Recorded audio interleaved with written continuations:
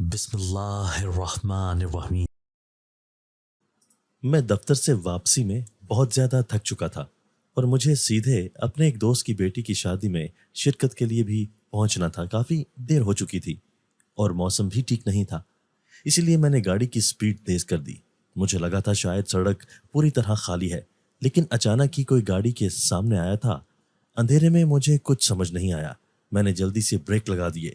رات کے سناٹے میں ٹائروں کی چرچراہٹ فضا میں گونج اٹھی تھی۔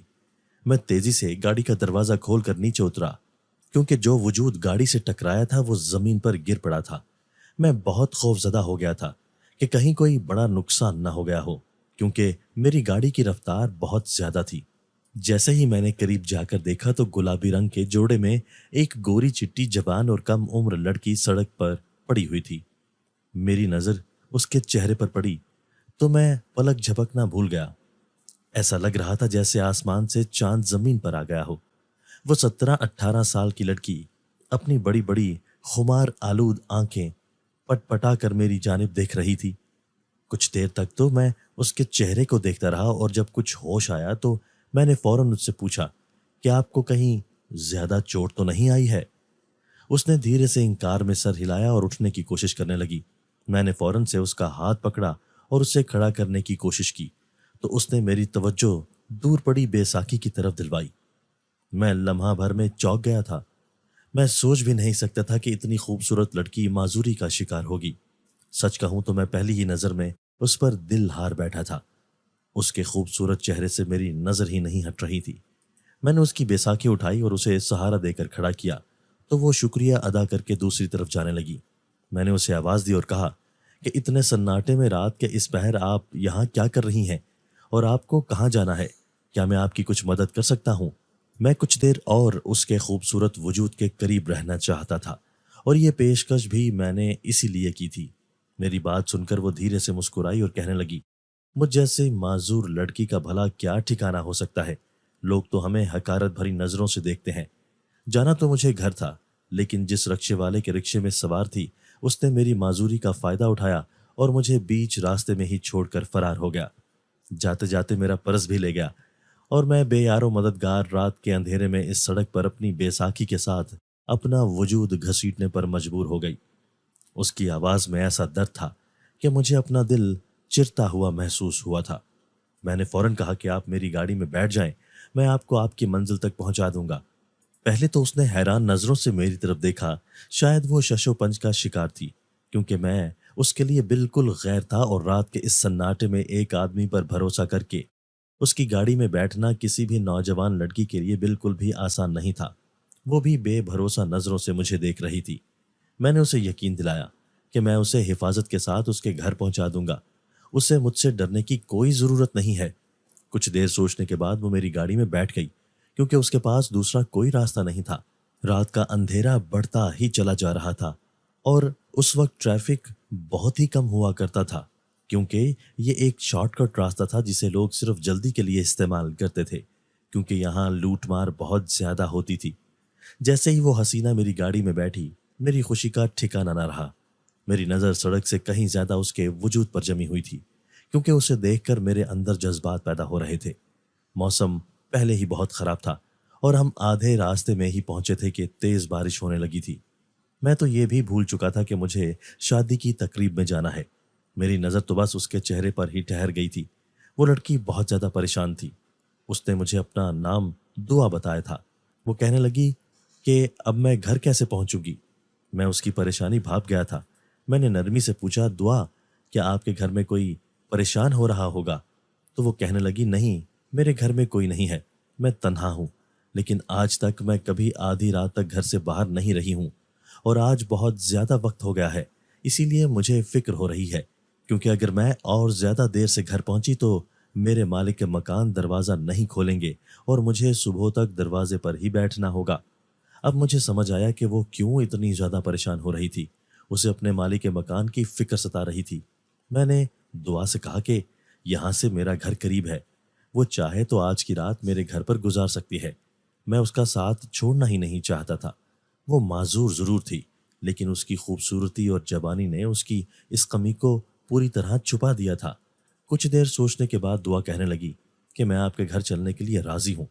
آپ کے گھر تو کوئی عورت موجود ہوگی نا؟ میں نے اسے کہا ہاں میری بیوی گھر پر موجود ہے۔ یہ سن کر تو وہ بالکل ہی مطمئن ہو گئی اور میں اسے اپنے بڑے سے بنگلے میں لے آیا۔ میں نے اسے یہ نہیں بتایا تھا کہ میری بیوی عمر میں مجھ سے دوگنی ہے اور وہ شام ہوتے ہی اپنی دوائی کھا کر سو جاتی ہے۔ دعا میرا عالیشان گھر بڑی حیرت سے دیکھ رہی تھی۔ شاید اس نے آج تک ایسا گھر نہیں دیکھا تھا، اور کچھ ہی دیر میں خود اس نے اپنی زبان سے اس بات کا اقرار بھی کر لیا۔ وہ بڑے حسرت زدہ انداز میں کہنے لگی کہ میں تو آج تک چھوٹی چھوٹی چیزوں کے لیے ترستی آئی ہوں۔ میں نے تو کبھی اتنا خوبصورت گھر خواب میں بھی نہیں دیکھا تھا۔ اس کی بات سن کر میں مسکرایا اور دھیرے سے اس کے کان میں کہا کہ یہ گھر تمہارا ہو سکتا ہے اگر تم چاہو تو۔ میں اسے لے کر ڈرائنگ روم میں داخل ہوا تھا۔ میری بات سن کر وہ چونک کر رک گئی تھی اور پلٹ کر میری شکل دیکھنے لگی تھی۔ میں نے اسے بیٹھنے کا اشارہ کیا اور ملازمہ کو آواز دے کر اس کے لیے کھانے پینے کا بندوبست کی ہدایت دینے لگا۔ کچھ دیر وہ خاموشی سے مجھے ایسے ہی دیکھتی رہی اور پھر کہنے لگی آپ کی بیوی مجھے کہیں نظر نہیں آ رہی ہیں۔ میں نے اسے بتایا کہ میری بیوی ایک 70 سال کی عورت ہے جو ہائی بلڈ پریشر کی مریضہ ہے۔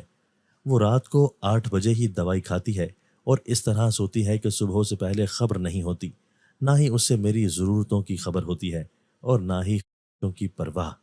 میں 40 سال کا ہوں اور میرے جذبات ابھی زندہ ہیں، لیکن میرے جذبات کی قدر کرنے والا کوئی نہیں۔ میں چاہتا ہوں میری زندگی میں کوئی ایسا ہم سفر شامل ہو جائے جو میرے اندر کی تشنگی کو مٹا سکے اور میرے جذبات کو ٹھنڈا کر سکے۔ میں نے اس کی آنکھوں میں آنکھیں ڈال کر اپنے دل کی بات کر دی تھی اور کتنے ہی لمحے وہ خاموش بیٹھی رہی تھی۔ اس کا چہرہ مجھے بتا رہا تھا کہ اسے میری بات ناگوار نہیں گزری ہے، بلکہ وہ سوچنے کے مرحلے میں ہے۔ اسی لیے میں نے موقع دیکھ کر اسے چوٹ لگائی اور کہا کہ نہ ہی اس کے آگے پیچھے کوئی ہے اور نہ ہی میرے، تو کیا ایسا نہیں ہو سکتا کہ ہم دونوں مل کر ایک نئی اور خوشگوار زندگی شروع کریں؟ وہ جھجکتے ہوئے کہنے لگی کہ آپ کی بیوی کو اس بارے میں پتہ چلے گا تو کیا ہوگا؟ میں نے اسے یقین دلایا کہ کچھ نہیں ہوگا۔ میری بیوی سے تو اپنا ہی آپ سنبھالا نہیں جا رہا، وہ بھلا کیا کہے گی؟ تو میری بیوی کی پرواہ نہ کرو، اسے میں سنبھال لوں گا، تم بس شادی کے لیے ہاں کر دو۔ دعا کہنے لگی کہ ٹھیک ہے، اسے مجھ سے شادی میں کوئی اعتراض نہیں، لیکن وہ اس شادی سے پہلے سیکیورٹی چاہتی ہے۔ کہیں ایسا نہ ہو کہ میں شادی کے بعد اسے استعمال کر کے چھوڑ دوں اور وہ کہیں کی نہ رہے۔ اس لیے وہ میری جائیداد کا کچھ حصہ پہلے اپنے نام کروانا چاہتی ہے۔ مجھے بھلا کیا اعتراض ہو سکتا تھا؟ میرے پاس جائیداد کی کون سی کمی تھی؟ اور یہ جائیداد میری اپنی بھی تو نہیں تھی، یہ تو میری اس بیوی کی تھی جس کے ساتھ میں بہت مشکل سے گزارا کر رہا تھا۔ اگر وہ اتنی دولت مند نہ ہوتی تو شاید میں کب کا اسے چھوڑ کر چلا جاتا۔ میں نے دعا سے وعدہ کر لیا کہ میں اپنی آدھی جائیداد اس کے نام کر دوں گا۔ یہ سن کر وہ خوش ہو گئی اور کہنے لگی کہ ٹھیک ہے، مجھے بھی شادی پر کوئی اعتراض نہیں۔ دعا کی رضامندی جان کر میری خوشی کا ٹھکانہ ہی نہیں رہا تھا۔ ایک 18 سال کی جوان اور خوبصورت لڑکی میری بیوی بننے کے لیے راضی ہو گئی تھی، اور اس سے زیادہ خوشی کی بات میرے لیے کیا ہو سکتی تھی؟ ساری رات دعا میرے ڈرائنگ روم میں ہی بیٹھی رہی اور مجھ سے باتیں کرتی رہی۔ اس کی باتوں میں اتنی مٹھاس اور خوبصورتی تھی کہ میں پوری طرح اس کا دیوانہ ہو گیا تھا۔ اگلی صبح میں خود اسے اس کے گھر چھوڑ کر آیا تھا۔ وہ ایک پسماندہ سا علاقہ تھا جس کے ایک چھوٹے سے گھر کے اوپر والے پورشن میں وہ کرائے پر رہتی تھی۔ میں نے اس سے کہا تھا کہ میں اگلے ہفتے تک سارے کاغذات بنوا کر اس سے نکاح کروں گا اور اپنی جائیداد اس کے نام کر دوں گا۔ میری بات سن کر وہ مسکرا دی تھی اور میں اسے چھوڑ کر واپس لوٹ آیا تھا۔ واپسی کے سارے راستے میں یہی سوچتا رہا کہ میں کتنا خوش نصیب ہوں جو عمر کے اس حصے میں دعا جیسی لڑکی میرے نصیب میں آ گئی تھی۔ میں جب گھر پہنچا تو میری بیمار اور بوڑھی بیوی جاگی ہوئی تھی۔ مجھے دیکھ کر کہنے لگی ملازمہ بتا رہی تھی تم رات میں کسی کو گھر لائے ہو۔ فی الحال میں اپنی بیوی کو اپنے نکاح کے بارے میں نہیں بتانا چاہتا تھا، اس لیے میں نے جھوٹ کا سہارا لیا اور کہہ دیا وہ میرے دوست کی بیٹی ہے اور آنے والے کچھ دن وہ اب ہمارے گھر ہی میں رہے گی کیونکہ میرا دوست کسی کام سے دوسرے ملک جا رہا ہے۔ یہ سن کر میری بیوی نے کچھ نہ کہا اور خاموش ہو گئی۔ میں نے سکون کا سانس لیا کیونکہ اب میں دعا کو نکاح کر کے اس گھر میں لے کر بھی آ جاتا تو میری بیوی کو کوئی اعتراض نہ ہوتا۔ یہ ایک ہفتہ میں نے انگاروں پر لوٹ کر گزارا تھا۔ دعا سے ملن کا تصور ہی اتنا خوبصورت تھا کہ میری راتوں کی نیندیں اڑ گئی تھیں، اور پورے ایک ہفتے بعد میں نے اس کے نام اپنی آدھی جائیداد کر دی اور اس سے نکاح کر کے گھر لے آیا۔ میری بیوی ہمیشہ کی طرح دوائی کھا کر سو چکی تھی اور میں دعا کے کمرے میں پہنچ گیا تھا۔ یہ ہماری شادی کی پہلی رات تھی اور اس رات کا انتظار مجھے بے صبری سے تھا۔ دعا گھبرائی ہوئی سی بستر پر بیٹھی تھی۔ میں اس کے پاس گیا اور جیسے ہی اس کا ہاتھ اپنے ہاتھوں میں لیا تو اس نے اچانک ہی ایسی بات کہی کہ میرے ہوش اڑ گئے۔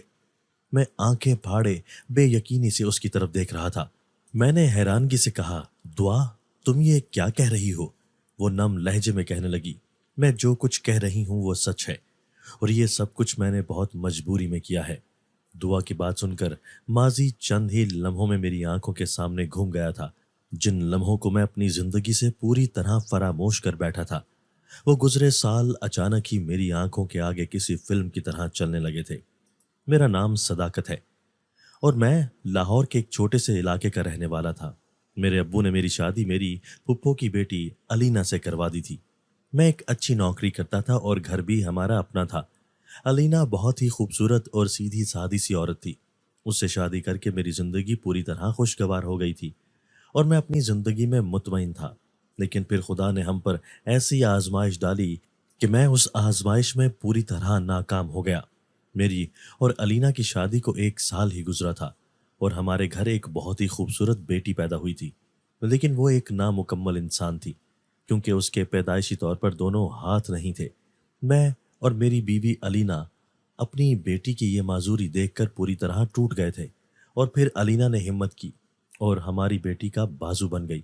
لیکن ایک نامکمل بچے کو پالنا پوسنا بالکل بھی آسان نہیں ہوتا، اور دنیا والے الگ زندگی مشکل بنا دیتے ہیں۔ کسی نے ہمیں کسی ڈاکٹر کا پتہ بتایا تو کسی نے کسی حکیم کا۔ علینا ہماری بیٹی فاطمہ کی خاطر ہر جگہ دوڑتی رہی اور میں بھی اس کے ساتھ رہا، لیکن کوئی حل نہ نکلا کیونکہ فاطمہ کی معذوری پیدائشی تھی۔ ہم دونوں میاں بیوی نے اسے خدا کا فیصلہ سمجھا اور قبول کر لیا۔ میں فاطمہ کے ساتھ اس طرح سے محبت نہیں کر پایا تھا جیسے ایک باپ کو اپنی بیٹی سے ہوتی ہے۔ اس کی معذوری کی وجہ سے ہم دونوں کے درمیان دوریاں آ گئی تھیں۔ وہ مجھے دیکھ کر کلکاریاں بھری آوازیں نکالتی اور میں اسے نظر انداز کر دیتا۔ علینا بھی اس بات کو محسوس کرنے لگی تھی، لیکن مجھے کسی کے بھی جذبات کی پرواہ نہیں تھی۔ کبھی کبھی تو میں علینا کو ہی اس کا ذمہ دار قرار دیتا کہ نہ جانے اس نے دوران حمل ایسا کیا کیا ہے کہ ہمیں ایک معذور بچی ملی۔ دن جیسے تیسے گزر رہے تھے اور پھر پورے 6 مہینے بعد ہمیں پتہ چلا کہ علینا دوبارہ امید سے ہے۔ یہ سن کر میں بہت خوش ہوا، لیکن علینا پریشان رہنے لگی۔ اسے فاطمہ کی فکر تھی کہ وہ ابھی چھوٹی ہے اور معذور ہے، دوسرے بچے کی پیدائش پر وہ اسے مکمل توجہ نہیں دے پائے گی۔ لیکن میں ایک مکمل بچہ چاہتا تھا، اسی لیے میں نے علینا پر زور دیا کہ وہ فاطمہ کی فکر نہ کرے اور دوسرا بچہ پیدا کرے۔ اس طرح ہمارے گھر دوسرے بچے کی پیدائش ہوئی، لیکن ہماری آزمائش کا سلسلہ ختم نہیں ہوا تھا۔ ہمارا دوسرا بچہ بھی اپنے پیروں سے معذور تھا، اور دوسرے بچے کو معذور دیکھ کر تو میری حالت ہی خراب ہو گئی تھی۔ میں پوری طرح خاموش ہو گیا تھا، اور علینا وہ بیچاری تو پہلے ہی فاطمہ کی ذمہ داریوں سے ہلکان ہو چکی تھی۔ اب اسے دوسرے بچے کو بھی اسی طرح پالنا تھا، لیکن اس نے ماں ہونے کے ناطے اپنی ہمت جمع کر رکھی تھی اور وہ اکیلے ہی ان دونوں معذور بچوں کا بوجھ اٹھا رہی تھی۔ میں تو ان دونوں کی طرف نظر بھر کر بھی نہیں دیکھتا تھا، اور اسی طرح ہمارے گھر تیسرے اور چوتھے بچے کی پیدائش بھی ہو گئی۔ 2 بیٹے اور 2 بیٹیاں تھیں، لیکن چاروں کے چاروں ہی معصوم تھے، اور میں 4 معذور بچوں کا بوجھ نہیں اٹھانا چاہتا تھا۔ آئے دن میرے اور علینا کے درمیان جھگڑے ہونے لگے تھے۔ علینا چاہتی تھی کہ میں ان بچوں کو دل سے قبول کروں اور ان کی پرورش کرنے میں اس کا ساتھ دوں، لیکن میں کسی طور ان بچوں کو قبول نہیں کرنا چاہتا تھا۔ دنیا والوں کی چبھتی ہوئی نظریں اور سوالوں کا سلسلہ ختم ہی نہیں ہو رہا تھا۔ ان 4 بچوں کی وجہ سے میرے اور علینا کے درمیان بھی بہت دوریاں آ گئی تھیں، کیونکہ علینا کو میں کہیں بھی ساتھ چلنے کا کہتا تو وہ بچوں کی وجہ سے انکار کر دیتی۔ ہمارے 2 بچے ہاتھوں سے معذور تھے تو 2 پیروں سے۔ ہمارے لیے کہیں گھر سے نکل جانا بھی بہت مشکل تھا۔ میں نے اور علینا نے زندگی کے 7 سال اسی طرح ایک ساتھ گزارے، جس میں ہمارے 4 معذور بچے تھے، اور زندگی پوری طرح نشیب و فراز کا شکار ہو چکی تھی۔ اور پھر جب مجھے لگا کہ علینا بچوں میں اس قدر مصروف ہو گئی ہے کہ نہ ہی وہ میری خواہشات پوری کر سکتی ہے اور نہ ہی میں ان بچوں کا بوجھ اٹھانا چاہتا ہوں، تو میں نے ایک جھوٹا کھیل رچایا اور علینا سے کہا کہ مجھے دوسرے شہر کسی دفتری کام کے سلسلے میں جانا ہے۔ یہ کہہ کر میں دوسرے شہر چلا آیا اور پھر اپنے دوست کے ہاتھوں اپنی جھوٹی موت کا پیغام اپنے گھر والوں کو پہنچا دیا، اور ہمیشہ کے لیے ان سے جان چھڑا لی۔ میں نے اپنی شناخت چھپائی اور دوسرے شہر میں ایک نئی زندگی شروع کر لی۔ مجھے اپنے دوست کے توسط سے نوکری بھی مل گئی اور پھر وہاں موجود میری باس کا مجھ پر دل آ گیا۔ وہ میری عمر میں مجھ سے زیادہ تھی اور علینا جیسی خوبصورت تو نہیں تھی، لیکن اس کے پاس موجود دولت اس کی ہر خامی پر بھاری تھی۔ میں نے اپنی باس سے شادی کر لی اور دوبارہ پلٹ کر کبھی اپنے بیوی بچوں کی جانب نہیں دیکھا۔ میں نہیں جانتا تھا کہ میری موت کی خبر ان پر کس طرح بجلی بن کر گری ہوگی اور علینا نے 4 معذور بچوں کے ساتھ آگے کی زندگی کیسے گزاری ہوگی۔ میں خود غرض ہو کر ایک خوبصورت زندگی میں مگن ہو گیا تھا، لیکن وقت کے ساتھ ساتھ جب میری بیوی بوڑھی ہونے لگی تو مجھے احساس ہوا کہ وہ میری خواہشات پوری کرنے کے قابل نہیں رہی ہے، اور عمر کے ساتھ ساتھ وہ بہت زیادہ چڑچڑی بھی ہوتی جا رہی تھی۔ اسی لیے جب میری ملاقات دعا سے ہوئی تو میں نے بنا سوچے سمجھے اسے شادی کے لیے پرپوز کر دیا، کیونکہ وہ بہت ہی خوبصورت اور جوان تھی۔ وہ معذور تھی، لیکن میرے پاس اتنا پیسہ تھا کہ میں اس کی معذوری کا علاج کروا سکتا تھا۔ اگر میں اسے ایک نکلی ٹانگ بھی بنوا کر لگوا دیتا تو وہ پوری طرح خوبصورت اور مکمل ہو جاتی۔ یہی سوچ کر میں نے اپنی آدھی جائیداد اس کے نام کی اور اس سے نکاح کر لیا۔ لیکن شادی کی رات جب میں اس کے پاس گیا تو اس نے میرے ہاتھ پکڑتے ہی مجھ سے کہا کہ ابو مجھے معاف کر دیجیے گا، یہ جانتے ہوئے بھی کہ آپ میرے باپ ہیں میں نے آپ سے نکاح کر لیا۔ میں جانتی ہوں کہ یہ نکاح باطل ہے، لیکن یہاں تک آنے کے لیے مجھے ہر قدم اٹھانا پڑا، کیونکہ آپ کے قریب آنے کے لیے اور کوئی دوسرا راستہ نہیں تھا۔ آپ نے تو اس وقت ہمیں بے آسرا چھوڑ دیا تھا جب ہم کسی قابل بھی نہیں تھے۔ دعا کی بات سن کر میرے سر پر آسمان گر پڑا۔ وہ میرے تیسرے نمبر کی بیٹی تھی اور مجھے تو نہ ہی اس کا نام یاد تھا اور نہ ہی چہرہ، اور اسی وجہ سے میں نے اتنا بڑا دھوکہ کھایا تھا۔ میں کرنٹ کھا کر بستر سے اٹھ کھڑا ہو گیا اور غصے سے کہا کہ تم نے یہ کیا کیا ہے؟ اگر تم میری بیٹی ہو تو مجھ سے نکاح کیسے کر سکتی ہو، اور یہاں تک آنے کے پیچھے تمہارا کیا مقصد ہے؟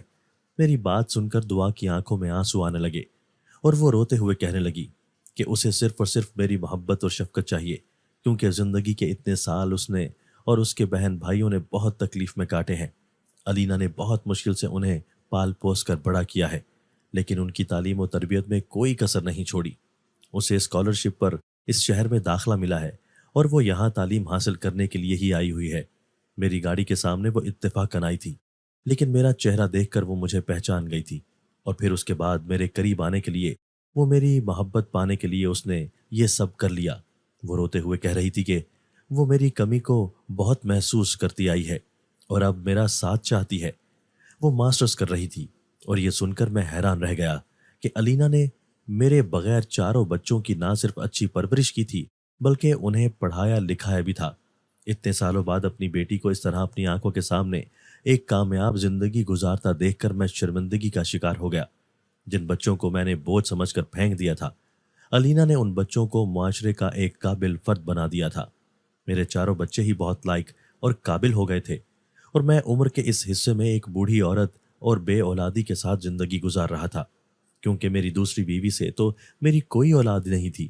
میں علینا سے معافی مانگنا چاہتا تھا، میں اپنے 4 بچوں کو سینے سے لگانا چاہتا تھا، لیکن میرے اندر اتنی ہمت نہ تھی کہ میں علینا کا سامنا کر سکتا۔ دعا میرے سینے سے لگ گئی اور کہنے لگی اب ہمیں خود سے جدا نہ کریں، آپ نے جو کچھ بھی کیا وہ سب ماضی بن گیا ہے اور ہم میں سے کوئی بھی ماضی کو نہیں دہرانا چاہتا۔ ہمیں آپ کی شفقت کی ضرورت ہے۔ دعا کے سہارے ہی میں علینا تک چلا گیا تھا اور علینا نے مجھے کھلے دل سے معاف کر دیا تھا۔ وہ بھی یہی چاہتی تھی کہ اس کے بچوں کو باپ کی محبت میسر آ جائے۔ میں نے جو کچھ کیا تھا وہ بہت غلط تھا، لیکن علینا نے جس طرح میرے بچوں کو پالا تھا، مجھے احساس ہوا تھا کہ میں نے ہیرے کو چھوڑ کر مٹی کا سودا کیا تھا۔ میری دوسری بیوی کو جب پتہ چلا کہ میں اپنے پہلے بیوی بچوں سے ملنے لگا ہوں تو اس نے خود مجھے ہمیشہ کے لیے اپنے گھر سے نکال دیا اور میں واپس وہیں چلا آیا جہاں سے میں نے تبدیلی کے سفر کا آغاز کیا تھا، کیونکہ کبھی کبھی زندگی خوشگوار نہیں ہوتی۔ میری آپ لوگوں سے گزارش ہے کہ خدا کبھی کبھی ہمیں ہماری محبوب چیزوں سے آزماتا ہے اور ہمیں اس کی ہر آزمائش پر پورا اترنے کی کوشش کرنی چاہیے، کیونکہ اسی میں ہماری بھلائی ہے۔